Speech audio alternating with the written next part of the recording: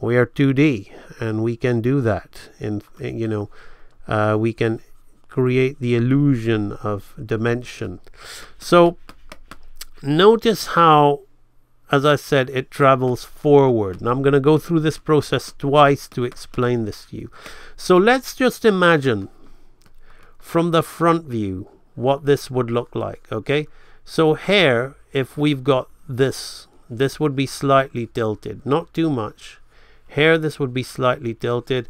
This is the center line, okay, like this. And this character would be, walking, his feet would be somewhat, not quite to the center, but somewhat like this, okay? And what I'm going to do, just because I needed to rough that out, I like to find my lines so I can be very, very quick.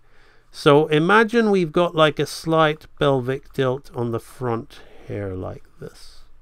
Okay? So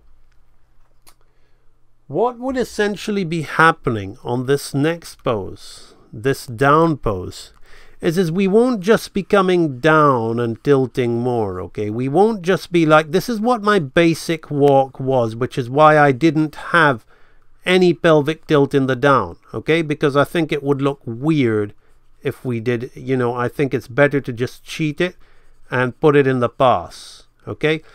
Because what happens when you're on down position is,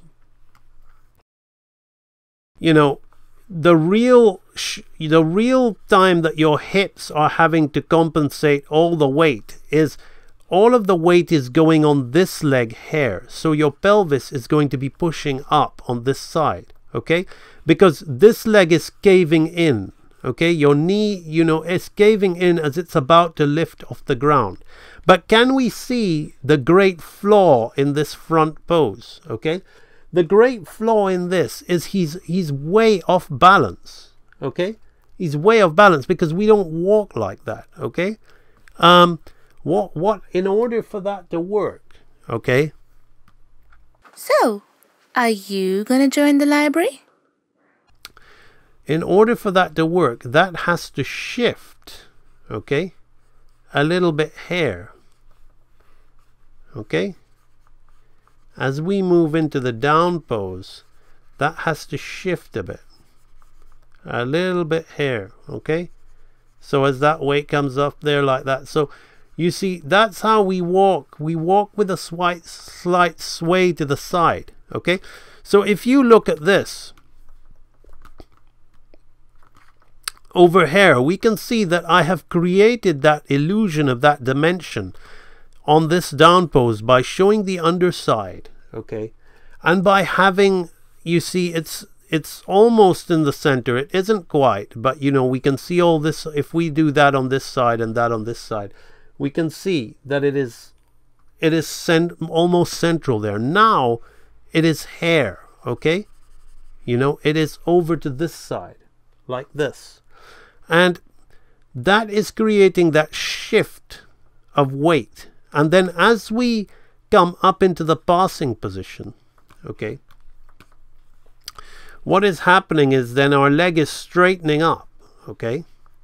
And if we were just a bag of bones, okay, which is like what I did in my basic cycle, so the theory is correct. If we were just a bag of bones and our legs picking up like this, okay, our hip would indeed be tilted on there on the pass position, which is why I like to do that, because in theory it is correct, but we're not a bag of bones, okay? So what you need to understand here is we also have muscles, and our muscles help us stabilize. We have stabilizer muscles, which is why studying anatomy is very important in animation. And our muscles enable us, our muscles stabilize us to have a better understanding of, a better weight, so it's not as rough on our back and our spine, okay?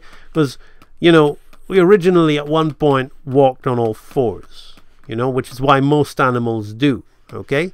But we develop these things to stabilize and whatever. So the thing is, Can you see now how we're going back to the center line on this pose here?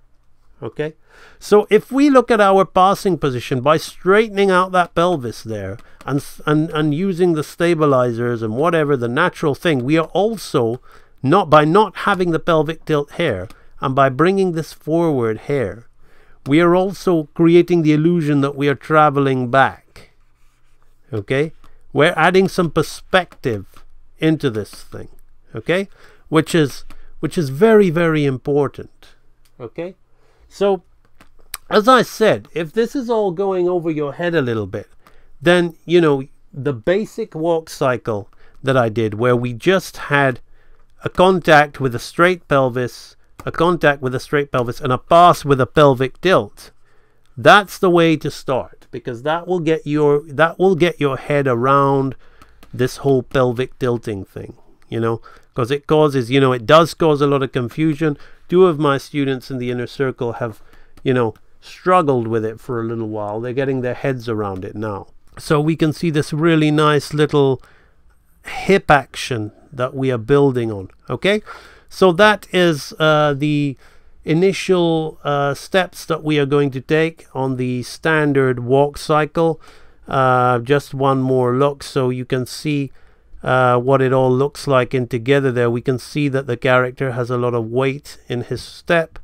We are going to be focusing next onto the upper torso and getting that nice counteraction going on in the thorax, which will oppose his pelvis region, and then we will move on to the head. So that is the first in the tutorial series on the standard walk cycle in the AMB Animation Real Animator Training Library.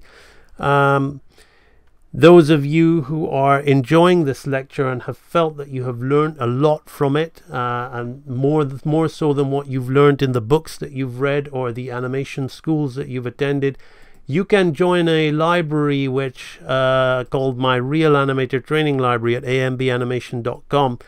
So AMB is the greatest archive anyone could ever ask for. You know, of all the books I've read, of all the other online tutorials I've seen, this was the missing key. Every video is like packed with this information that I would never be able to get anywhere else. So I would say this is the greatest resource for learning animation. For me, AMB Animation Library is hands down the best animation learning resource that I've seen. I've tried all the tutorials, I've gotten all the books. I've never been able to really grow until I found AMB. And it's incredible. I've only just begun it, but like I definitely am getting more from that than I did from my 1.5 years of college. I've noticed definitely that my animation has improved a lot, and it's more alive than ever.